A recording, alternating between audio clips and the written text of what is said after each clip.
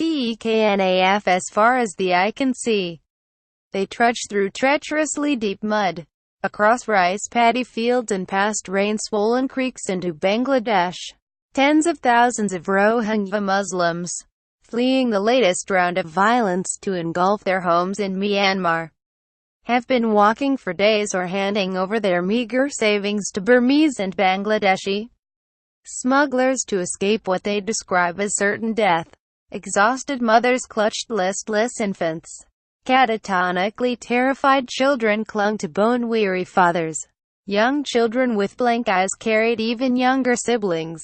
"Oh Allah! Oh Allah!" one family moaned as they waded yesterday through the chin-high waters of the Naf River dividing the two countries. One panicking woman handed a 3-month-old infant to a taller man before she slipped momentarily beneath the murky water. For a terrifying moment, the man held the baby aloft with one hand as he steadied himself. Then as the woman re-emerged, the group moved on to the safety of Bangladesh on the opposite bank. The Rohingya Muslim ethnic minority from Myanmar's western Rakhine state has faced systematic persecution at the hands of the Buddhist majority for decades. The military junta that ruled the nation for decades stripped them of their citizenship. The democratically elected government under the leadership of the Nobel Peace Prize-winning Aung San Suu Kyi has looked the other way as they have since been pushed into squalid camps in their own hometowns and villages.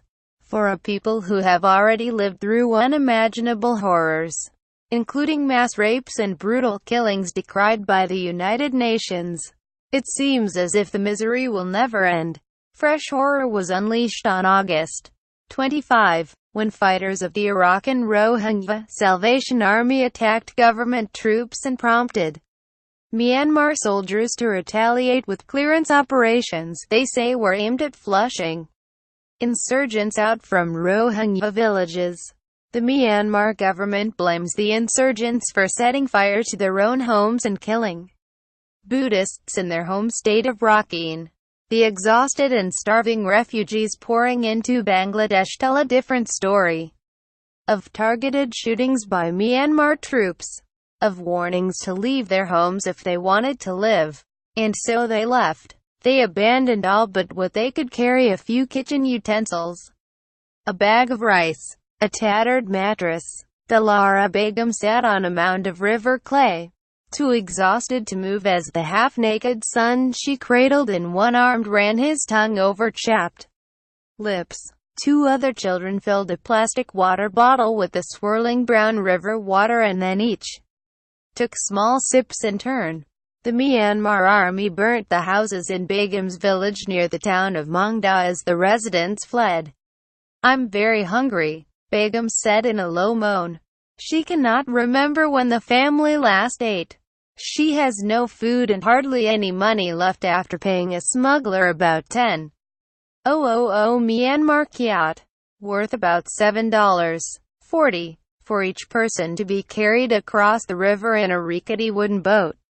One of the many boatmen plying the Naf River amid the refugee crisis said he has ferried thousands of Rohingya over the last 10 days. An exodus, he said, was like nothing he's ever seen. Many of the refugees have washed into the border district of Cox's Bazar, where TEKNAF town is located, huddled with wide-eyed children. They occupied every available space in little knots along the streets, in large groups on grassy knolls between rice fields. Having escaped their destroyed homes, they weren't sure what they would do next. Ahead lay hunger, homelessness, or possibly disease in overcrowded refugee camps.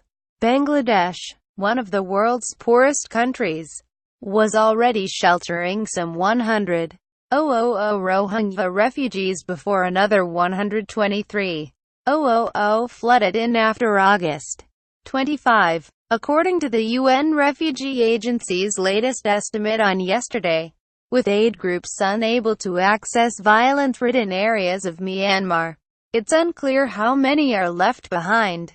Some of the refugees in Bangladesh have found shelter with relatives in camps built in the 1990s.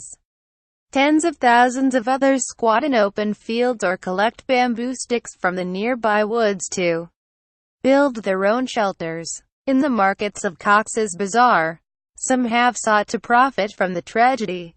Sticks of bamboo that normally sell for about 75 Bangladeshi taka, 90 US cents, are now selling for 200 taka, about $2.50. There are multiple points on the border where Rohingya can cross by foot or by boat. When the tide was low, some boatmen were stopping a few hundred meters, yards, short and asking people to wade in the rest of the way.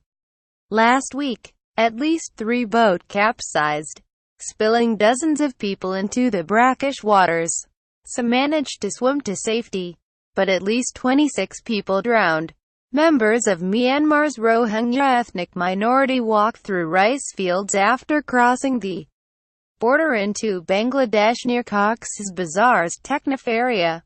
Tuesday, Sept. 5, 2017. AP photo, Bernard Arming.